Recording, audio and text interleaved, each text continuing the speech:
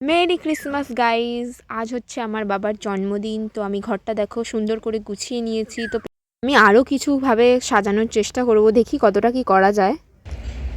আমি এখন বেলুন দিয়ে পেছনটা কিছুটা সাজাবো। আবার ট্রেন আসছে গাইজ।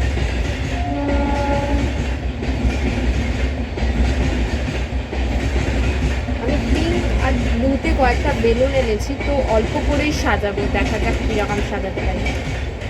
সাজানোর পর তোমাদেরকে দেখাচ্ছি। দেখো গাইস, কাম করনে যাতা হু তো কাণ্ড হো যাতা হ্যাঁ। ডিম সেদ্ধ বসিয়েছিলাম বাবার জন্য, তো এত সুন্দর করে ডিম সেদ্ধ করেছি যেটা খাওয়ার যোগ্য হয়নি।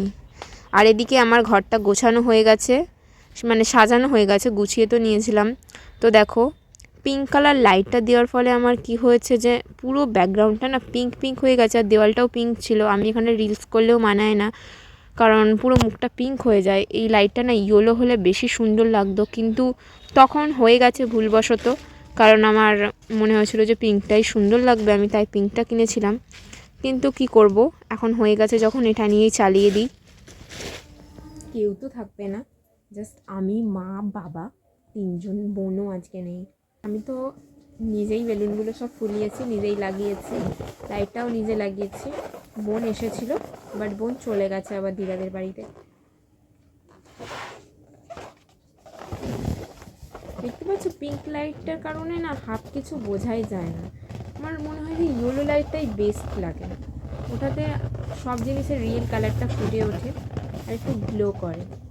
আর এই পিঙ্কটা এমন, তোমার মুখটাও আর ভালো লাগবে না। পেছনে পিঙ্কটা আমি এখানে ভেবেছিলাম এটা লাগিয়ে রিলস বানাবো, বাট ক্যামেরায় ভালো আসে না। এই সামনের দিকে লাগিয়েও দেখেছি যে ক্যামেরার এদিক থেকে পুরো মুখটা পিঙ্ক হয়ে যায়, আমার তো ভালো লাগে না।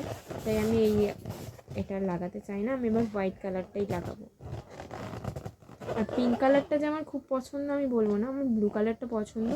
আর এই পিঙ্ক বেলুন, পিঙ্ক সব আমার হচ্ছে দেওয়ালটা পিঙ্ক কালার বলে আমি পিঙ্ক কালার দিয়ে আর ব্লু কালার দিয়ে ডেকোরেশনটা করেছি, এছাড়া আর কিছু না।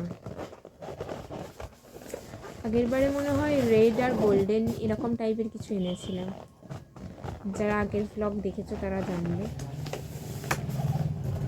আমি আগের বারেও একটা ভ্লগ বানিয়েছিলাম, ওটা অনেক বড় করে বানিয়েছিলাম।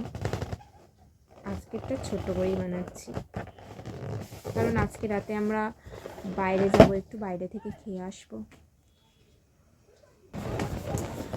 এমন ঠান্ডা লেগেছে না, শ্বাস আটকে যাচ্ছে মানে। আর আমি বেলুন ফোলাতে পারি, কিন্তু এখানটা সুতো দিয়ে বাঁধতে গেলে বেলুনের হাওয়া বেরিয়ে যায়, আর আমি এরকম ঘুরিয়ে বাঁধতে যাই, তো আমার আঙুল দুটো প্রচণ্ড ব্যথা হয়ে যায়। তাও আমি চেষ্টা করি।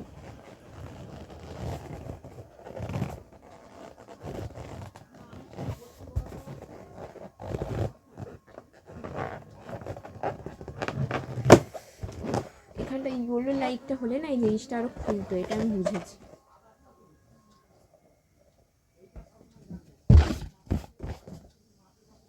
তো আর 3টে পিঙ্ক কালার বেলুন আছে, 3টে বেলুনই আমি ফুলিয়ে নেব। দেখো এখন আমার ফুল কমপ্লিট। আমি মাঝখানে লাগিয়েছি, এদিকে লাগিয়েছি, এদিকে লাগিয়েছি, তো খুব একটা খারাপ লাগছে না। দূর থেকে দেখাচ্ছি, দেখো মোটামুটি ঠিকই আছে। চলো এখন আমি জল গরম করব। তো জল গরমটা কোথায় করব সেটাও তোমাদেরকে দেখাবো। যারা আমার আগে ভ্লগ দেখেছো তারাই একমাত্র জানবে শীতকালে জল গরম আমাদের একটু অন্যভাবে হয়।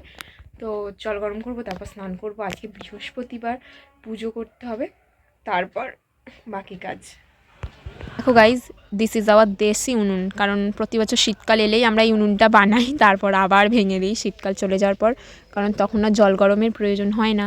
তো আমার হাতটা দেখো কালি হয়ে গেছে, এত সুন্দর উনুনের কালার হয়ে গেছে কি বলবো। আর এদিকে আমি স্নান করে চলে এসেছি, আর এত ঠান্ডা লাগছে কি বলবো। আর এইদিকে আমরা সব সাজিয়ে নিয়েছি, মা সব রেডি করে নিয়েছে, আমি খালি কেকটা খুলেছি। তো কেকটা খুব সুন্দর ছিল, দেখো কেকটা খুব সুন্দর ছিল, দারুণ খেতেও খুব টেস্টি ছিল, খুব ভালো লেগেছিলো আমার। তো বাবার নাম লেখা ছিল এখানে। হ্যাপি বার্থডে স্টিকটাই আমাদের আনা হয়নি, ওটাই ভুলে গেছি। অনেকগুলো কেক একসাথে কিনেছিলাম সেই দিন, তো তাই ওটাই ভুলে গেছিলাম, ওটাই নিয়ে আসা হয়নি। আর এদিকে আমি ক্যান্ডেলও কিনে এনেছি, এই ক্যান্ডেলগুলো খুব সুন্দর ছিল।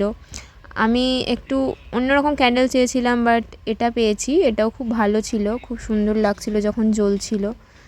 সব কটাই প্রায় আমি সাজিয়েছি। দেখো এদিকে আমাদের যে পায়েস করা হয়েছিল সবার প্রথম আমরা দিয়েছিলাম আমাদের পুগলু সোনাকে। তো দেখো ওকে আগে স্নান করিয়ে এখানে খেতে দিয়ে দিয়েছি, তো পায়েসটা খাচ্ছে আগে। আর তারপর আমি এদিকে বাবাকে মালা ঘুমসি পরাবো। আমি তো আর আশীর্বাদ করতে পারবো না, কেউ ছিল না বাবার থেকে বড় এখানে, তাই বাবাকে আশীর্বাদ করার কেউ ছিল না।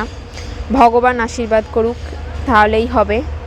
আমার শুধু এইটুকুই চাওয়া যে ভগবান আমাকে এইটুকু ক্ষমতা দিক, আমি যেন আমার বাবার সব স্বপ্ন পূরণ করতে পারি। আমি যদি জীবনে কিছু করতে পারি, আমার বাবার থেকে বেশি খুশি কেউ হবে না। তাই এইটুকু ক্ষমতা যেন দিক ভগবান আমাকে, আর আমার বাবা মাকে সব সময় ভালো রাখুক, সব সময়।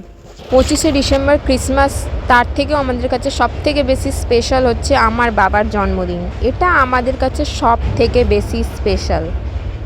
ছোট করে হোক বড় করে হোক আমরা এই দিনটা সেলিব্রেট করার চেষ্টা করি।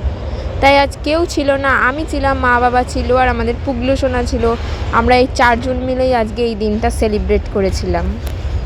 দেখো এবার বাবা কেক কাটবে। তো এর আগের দিনও একটা 24শে ডিসেম্বরও একটা কেক কেটেছিল বাবা, ওটা আমরা জাস্ট এমনি খাবো বলে এনেছিলাম, বাট ওটাও আমরা বাবাকে দিয়েই কাটিয়েছি। ওটা হচ্ছে প্রি বার্থডে সেলিব্রেশন হয়ে গেছিলো, সেটাও তোমাদেরকে দেখাবো। আমি এখানে ক্যান্ডেলগুলো জ্বালিয়ে নিচ্ছি। যখন ক্যান্ডেলগুলো জ্বলছিল তো খুব সুন্দর লাগছিল।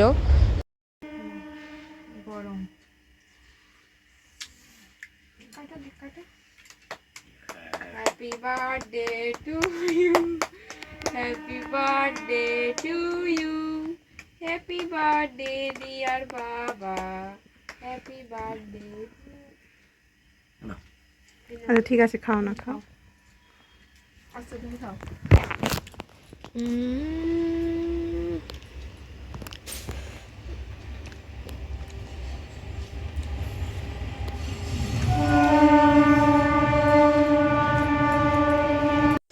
এদিকে দেখো বাবার জন্য লাঞ্চ রেডি হয়ে গিয়েছিল, এবার বাবা খেয়ে নেবে, আমরাও খেয়ে নেব।